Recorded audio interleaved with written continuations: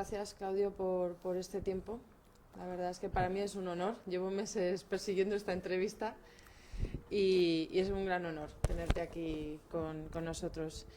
Yo sé que tú eres psiquiatra de licenciatura, médico y me gustaría saber en qué momento decidiste convertirte en psicoterapeuta. Bueno, soy psiquiatra y un psiquiatra teóricamente es psicoterapeuta también. En mis tiempos especialmente la psicoterapia solo se le permitía a los médicos. Después vino el movimiento de separación de la psicoterapia hasta cierto punto, porque también a los psicólogos les permite dedicarse a la psicoterapia, pero en muchos países no hay permiso para que un psicoterapeuta pueda ejercer si no tiene título en otra cosa, y no hay título de psicoterapeuta.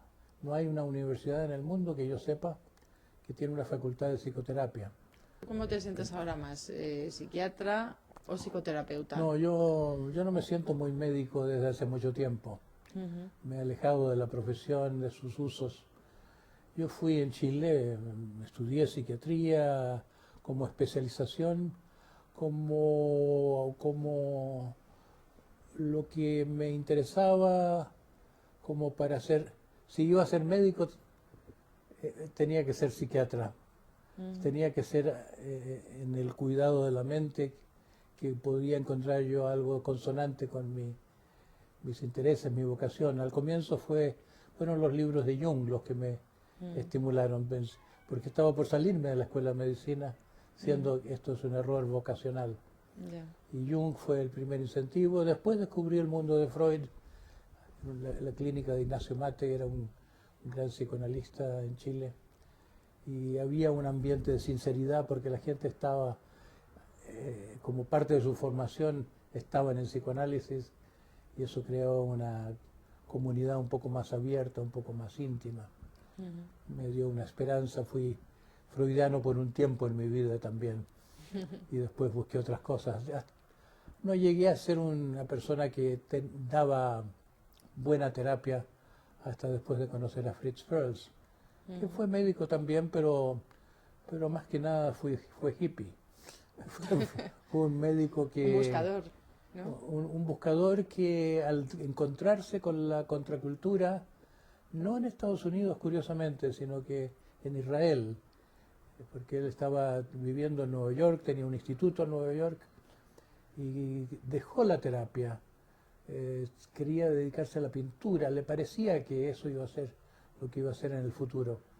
Y en Israel se encontró en una playa con los hippies, y le dio gran admiración encontrar gente que buscaba encontrarse a sí misma y que dejaba lo mundano. Y eso fue el comienzo de una conversión que lo volvió a reconciliar con la terapia, pero desde otra perspectiva. Ahí fue cuando se trasladó a California después de ese viaje, un viaje en que abandonaba todo para tomar un nuevo rumbo, que no sabía muy bien qué iba a hacer ese nuevo rumbo. Ahí volvió a California y tuve la suerte de encontrármelo. Y él me ayudó en mi cambio personal, me ayudó más que ninguna persona me había ayudado hasta entonces. Era un hombre muy duro, y a mí me convino tener una persona dura. Y hablando de maestros espirituales, ahora a ti se te considera un maestro espiritual. Sí. ¿Cómo sientes esa, digamos, etiqueta? Si me preguntas ahora mismo cómo lo siento, lo siento que es un reconocimiento de algo real, que mi maestro espiritual, que es un tibetano, y el camino tibetano es muy duro y de muchos años, y pocos llegan al Lama. Bueno, ya me han dado las vestimentas incluso de uno que es un maestro espiritual. Me preparó para un rol un poco mesiánico, no mesiánico en el sentido de que yo fuera el elegido, el que se esperaba, el que más puede en un momento determinado, sino que yo sería uno de aquellos en el nuevo mundo estarían emitiendo Claro. una nueva luz. Así que ha habido fases, una fase de inflación, una fase de sentirme muy grande, una fase de como tener que controlarme para no echarme al suelo y para decir, no, no, no, no, eso no soy.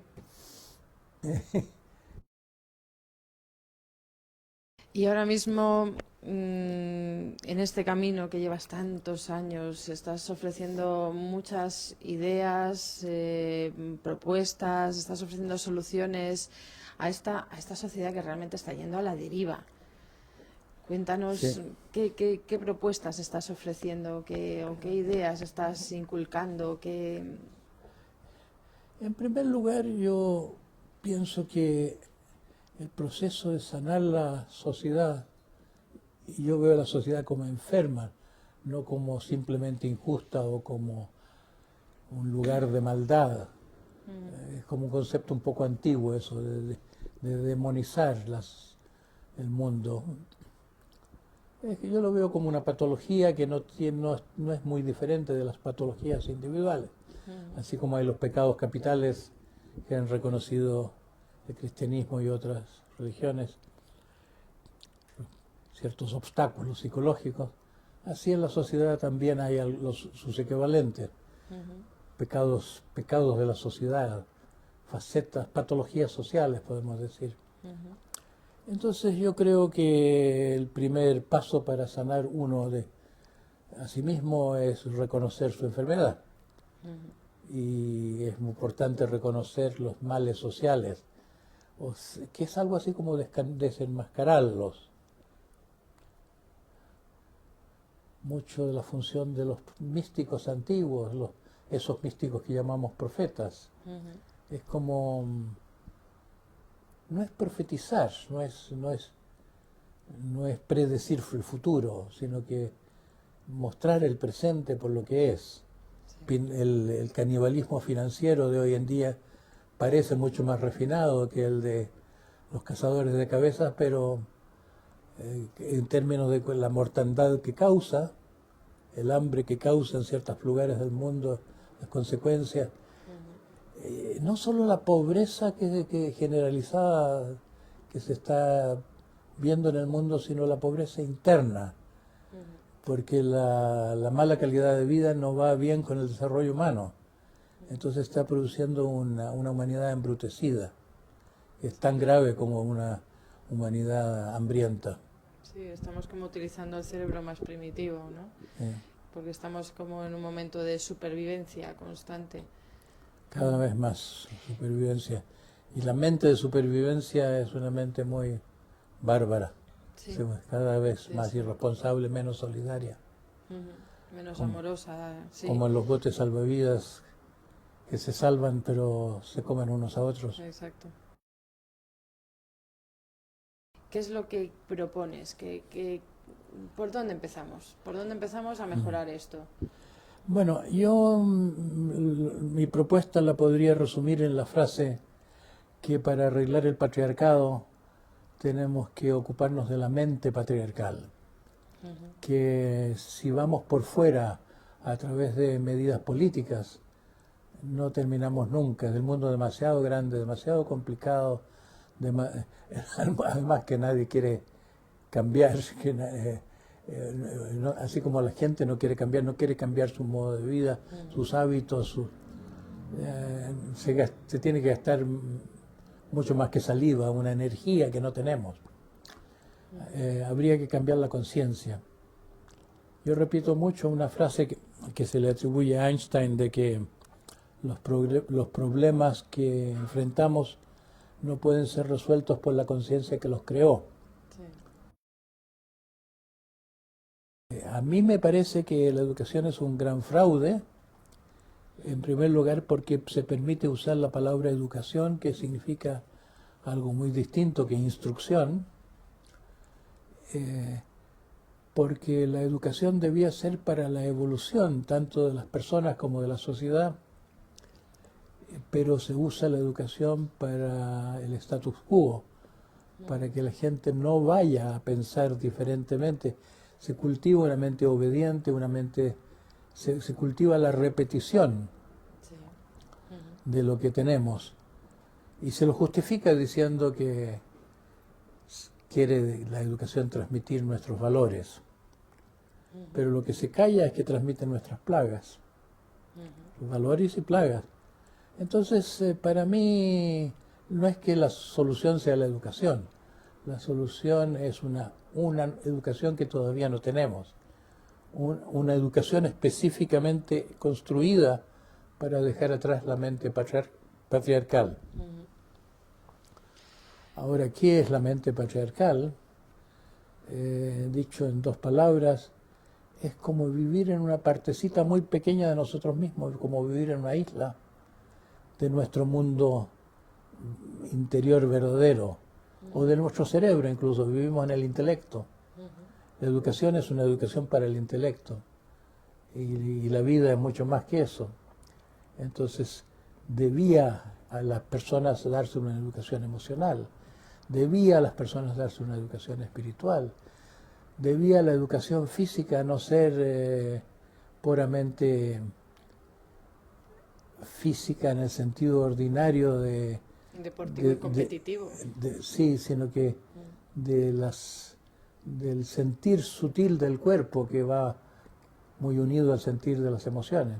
Educar para la virtud, no para la moral, no para hacer esto y no hacer aquello, no una educación normativa para una moral normativa, sino que para que las personas, estando bien, se porten bien. Las personas son buenas cuando están bien, Claro. pero las personas que que producen nuestra sociedad no están bien, no pueden estar bien viviendo en los intersticios de sus potencialidades. Entonces, ahora ha salido la palabra inglesa full brains, pero como una persona con el cerebro completo. Y me parece apropiado. Yo usé mucho un término que viene de Gurdjieff, seres tricerebrados, que debíamos educar personas que tengan su centro intelectual, su centro emocional y su centro instintivo vivos y en equilibrio. Y podría agregarse también de nuestro cerebro intuitivo, que es la mitad del cerebro racional. Hay una parte lógica y una parte intuitiva, con los dos hemisferios que ahora se han investigado tanto. Pero el hecho es que estamos en una partecita de nosotros mismos y la educación descuida mucho. Y si la gente se la dejara libre, sin educación, como proponía Iván Illich, tal vez estarían mejor en el sentido amplio de volverse más humanos, como los primitivos son más humanos que nosotros. Alan Watts, que era un gran tipo en California, una especie de, uno de la gente luminosa de los años 60, y él siempre le decía a los jóvenes que hicieran lo que les gusta sin preocuparse del dinero, porque si se preocupa uno lo que le va de dinero, deja de ser sí mismo y no va a encontrar satisfacción tampoco. Tú estás ofreciendo muchas formaciones de un tipo de educación que se llama la educación integradora, o es una educación holística. Cuéntame un poquito sobre ella. La fundación que se creó con mi nombre tiene ese rótulo, educación integradora, educación holística, pero más simple sería decir educación para el desarrollo humano. Las universidades antes se suponía que formaban seres humanos y ahora forman puros profesionales en esto o aquello. Estudiar medicina, estudiar ingeniería, estudiar contabilidad, es estudiar cosas. Sí. Aunque sea más sofisticada la ambición de una profesión, se desentiende la universidad de que para ser un buen médico hay que ser un buen ser humano, para ser un buen empresario hay que ser un buen ser humano, para ser un buen cualquier cosa. Lo que uno hace funciona a partir de que uno sea humano. si se quiere formar a educadores y no se forma a ser, no se los forma como sus seres humanos, ¿qué clase de educación se puede pretender? Solamente información, que en la era de la información no tiene mucho sentido. Más vale Google que la escuela. Sí, bueno, parece que tenemos, o sea, sí, no se educa a buenos seres humanos, se educa a gente útil para un poco para el poder. Gente que no tenga pensamiento propio, que no reclame, que esté acostumbrada a trabajos repetitivos. Gente que sirva al status quo Sí. como si el orden establecido fuera bueno y cada vez está más aparente que no está nada de bien, por mucho que se invierta en pintarle la fachada al sistema. Claro, es que ahí debe de haber una frustración general, ¿no? Porque la gente en sí no dejan de ser seres humanos. Claro, Entonces, aunque se hayan sido educados de esa manera, ellos tienen un corazón, tienen su amor, tienen sus sueños. Por mucho que nos hayan educado a ocultarlos o a dejarlos a un lado, es como que algunas veces en nuestra vida vuelven a aflorar y nos vuelven a invadir y nos crean esas ansiedades, nos crean esas depresiones que son más bien señales de no estás haciendo tu camino, claro. ¿no? La neurosis es un signo de que uno no se ha muerto completamente, que no se ha enajenado completamente. Se habla mucho del malestar de los educadores, que hay Sí, muchas enfermedades psicosomáticas, muchas depresiones. Yo creo que es lógico que los educadores se sientan mal, no por las razones que dicen las investigaciones que se han hecho con cuestionarios, que dicen que es porque no se les paga bien, porque no se les reconoce bien, porque tienen muchos problemas con los alumnos, porque los padres de los alumnos no los reconocen bien, etcétera, etcétera. Yo creo que fundamentalmente porque no sirve lo que hacen, porque esto es una especie de prostitución obligatoria en que las personas entran ignorantes, entran bien intencionadas, con una vocación de ayudar, con un deseo de contribuir, con un gusto por hacer algo un poco como de tipo maternal, que es el sí. enseñar. Y después se ven ante un sistema que no es nada de maternal, sino que todo lo contrario, muy patriarcal, que es para mantener el status quo, para que la gente siga siendo como es, Mm, sí, es cierto. para distraerlos de sus vidas. ¿Y qué podrían hacer estos educadores? Porque ya están sintiendo que algo falla, o consciente o inconscientemente lo sienten y de hecho Claro, pues por los resultados se ve. está aumentando el número de personas en la educación que quieren algo diverso. Hasta los políticos de la educación están empezando, a pesar de que sirven al sistema más que nadie, están dándose cuenta de que depende de ellos, de que la educación sea algo mejor. Si el educador quiere contribuir a una mejor educación mañana, el primer paso es darse atención, cultivar su plantita, cultivar su propio jardín. Segundo, que se unan los educadores para cambiar la educación, para pensar en el asunto. Por más que le busquemos el sentido de la vida leyendo libros, estudiando logoterapia y cosas así, buscándole las razones por las cuales hay que encontrar el sentido de la vida, no lo vamos a encontrar por la razón. ¿De qué depende esto? Es un goce primario que hemos conseguido apagar en los niños y los adultos nos vamos volviendo cada vez más grises. El proceso de envejecimiento es un par de represivo, como que la sociedad nos va terminando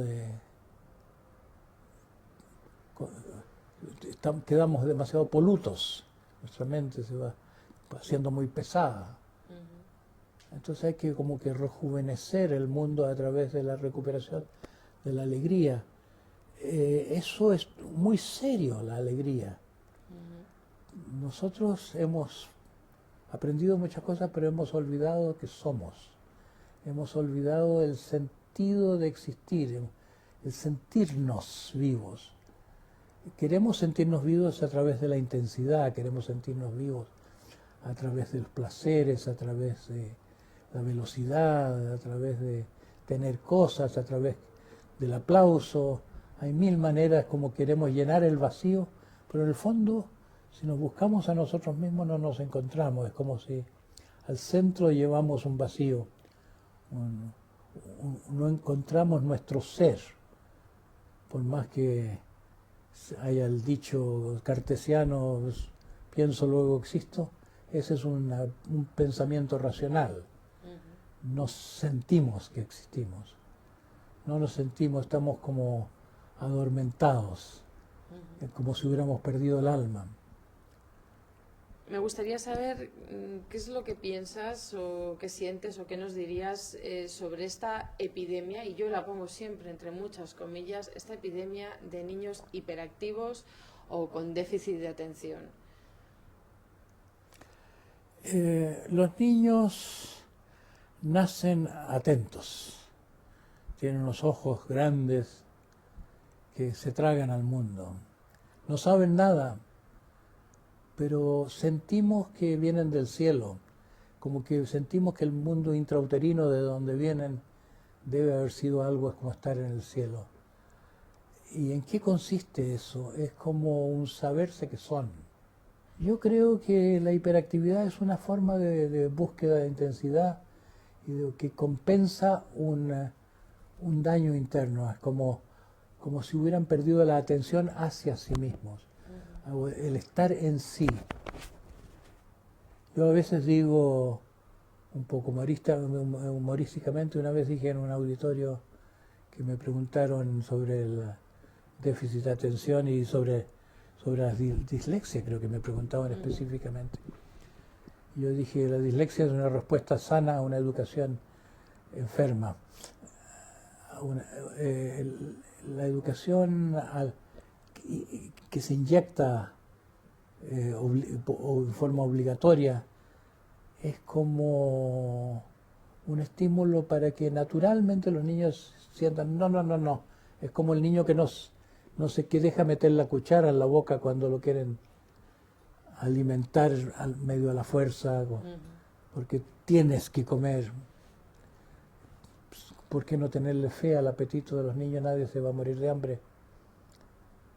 ¿Por qué no tenerle fe al deseo de aprender, que es tan grande en los niños? Dándoles oportunidades de aprender, acompañándolos, pero no dándoles el aprendizaje predigerido. No hay respeto grande.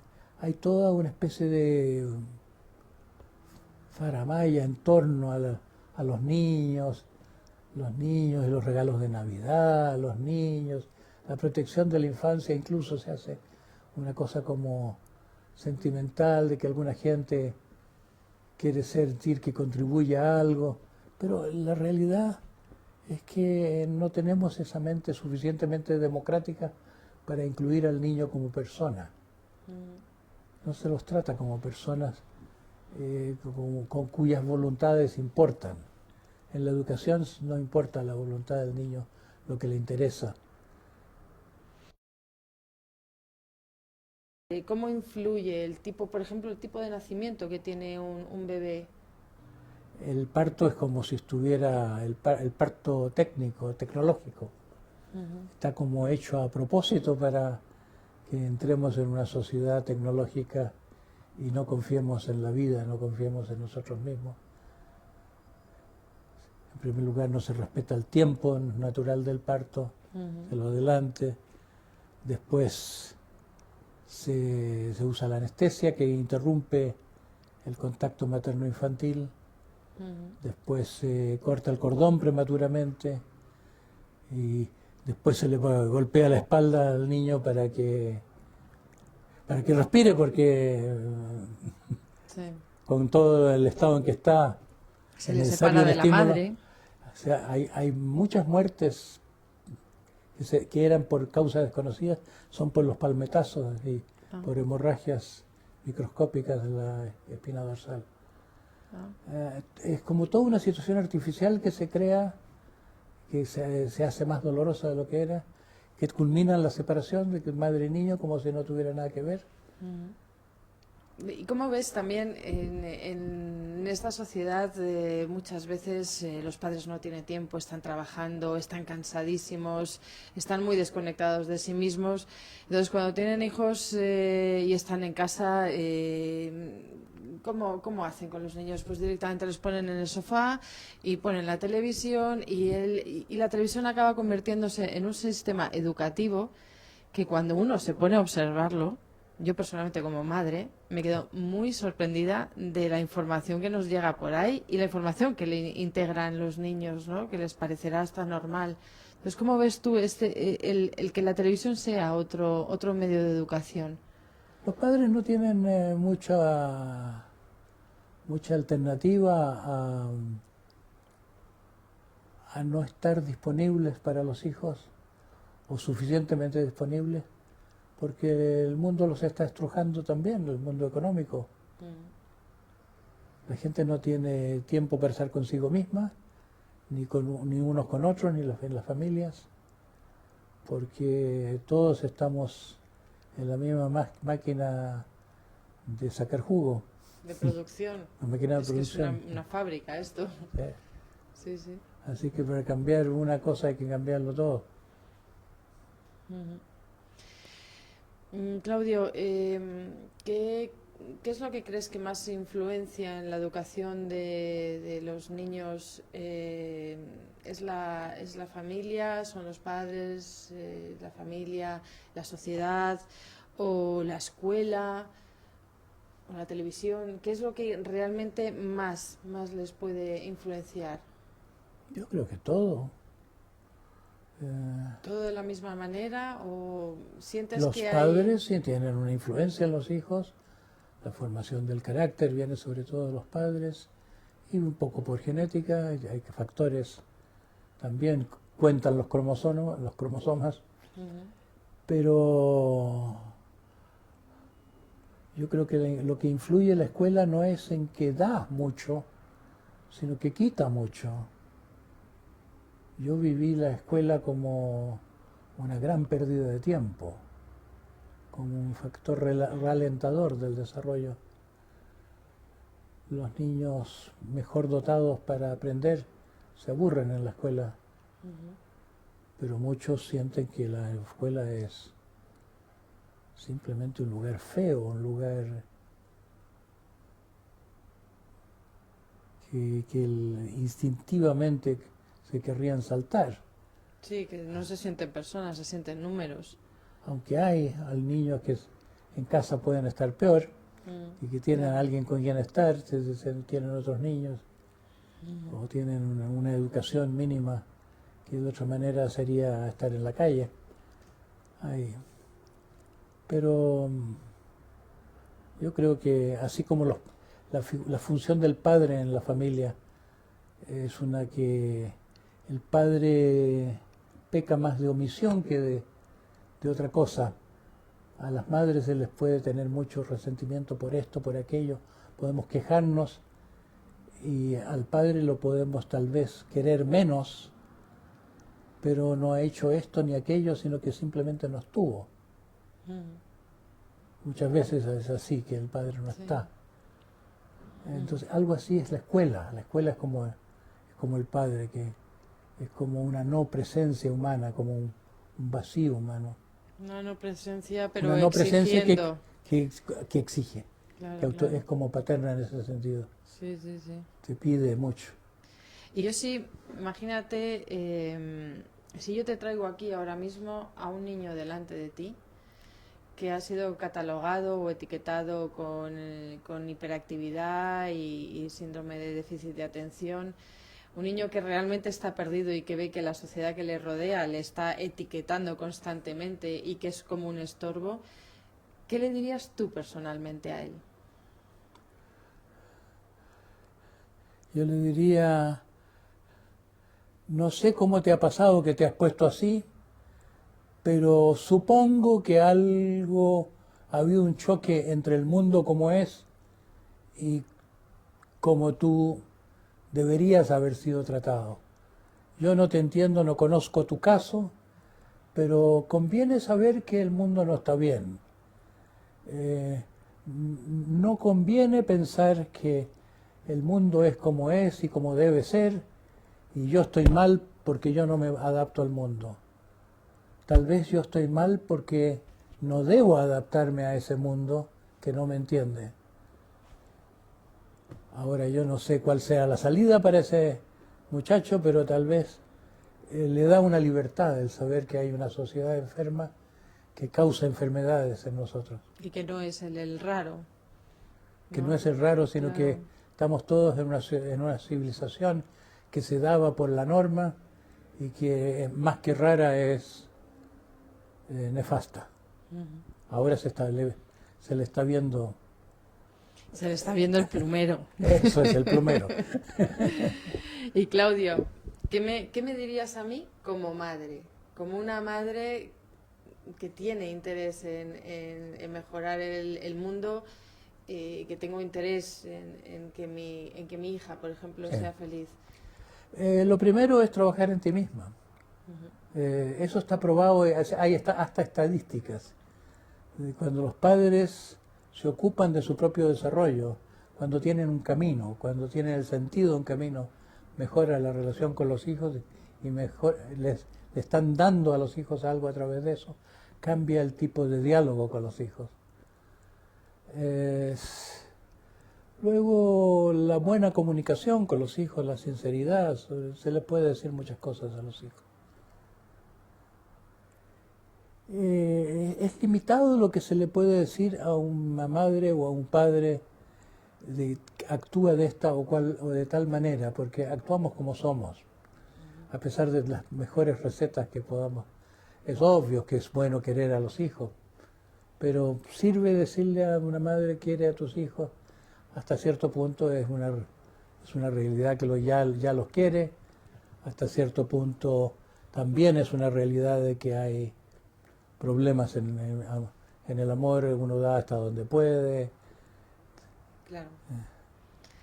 Sí, aparte también hemos perdido eso de que realmente los grandes maestros son nuestros hijos, son los que nos están espejando muchas cosas nuestras y que nos están dando oportunidad a que sepamos en qué punto nos tenemos que trabajar en ese momento. Es una gran cosa tener esa percepción.